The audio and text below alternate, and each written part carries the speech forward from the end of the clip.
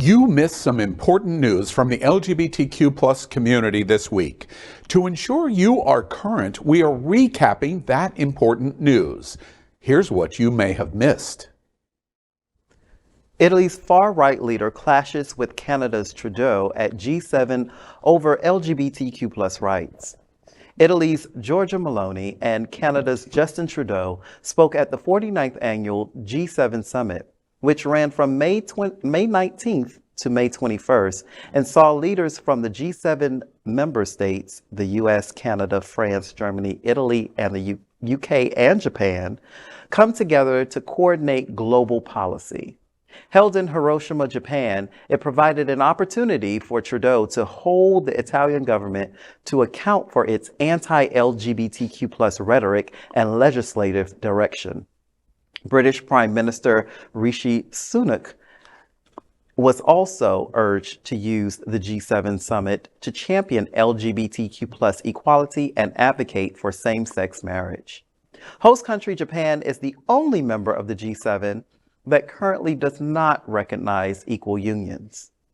At a bilateral meeting on May 18th, Trudeau told Meloni that Canada is concerned about Italy's position on LGBTQ plus rights.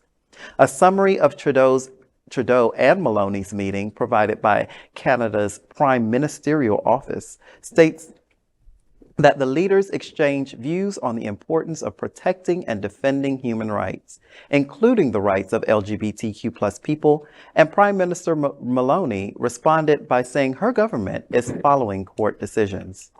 However, before leaving Japan, Meloni spoke to reporters about Trudeau holding her to account on LGBTQ plus rights and accused him of being the victim of fake news. Meloni said that Trudeau was a bit rash in his comments. See, this is my boyfriend.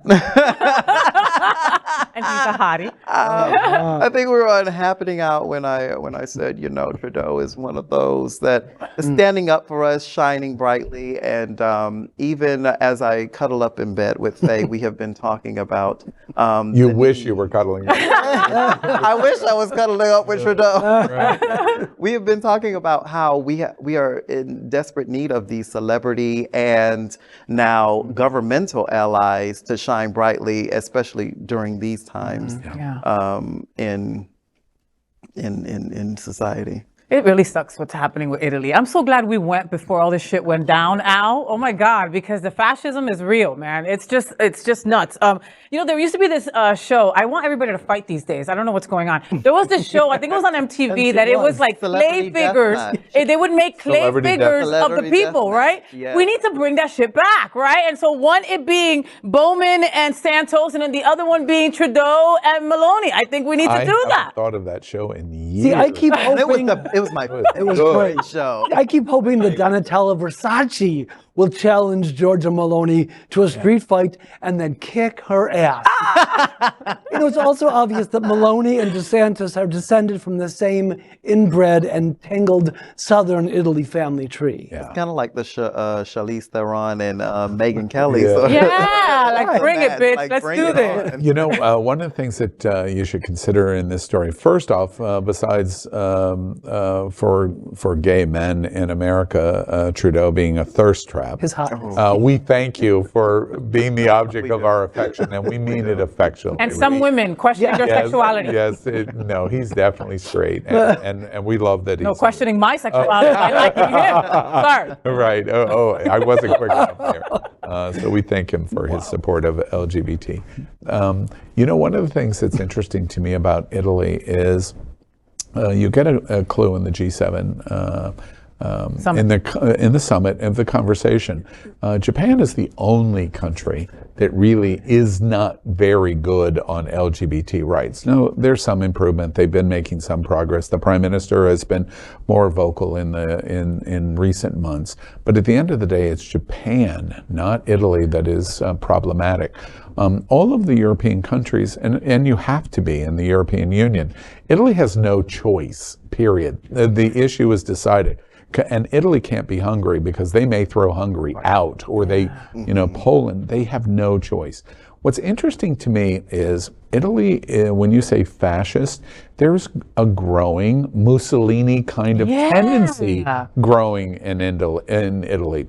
The natural stopgap will be the European Union, because at some point, this fascist mentality will get to a certain point, and then the Union is going to say, enough, and squash it. That's what's coming for Italy, including this woman. The other thing that is interesting to me is one of the things that you see in Italy, the only thing that has kept, and there's great LGBT rights in Italy, great embracement of LGBT rights. The only thing that's held Italy back is evangelicals. And who is the evangelical force in Italy?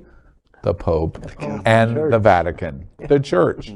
So that's what's going on there. But at the end of the day, the Church does not have the power that the Liberty University crowd has in the United States.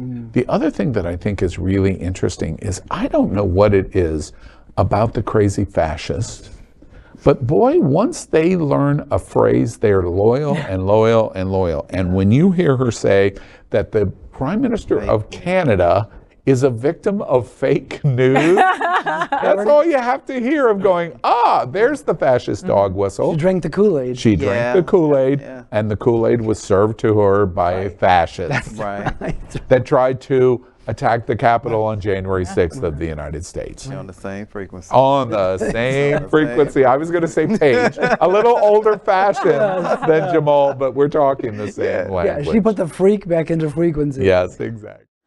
Keep watching the only television news in the world from our LGBTQ plus community, and stay informed on everything that is important for and about our diverse LGBTQ plus community.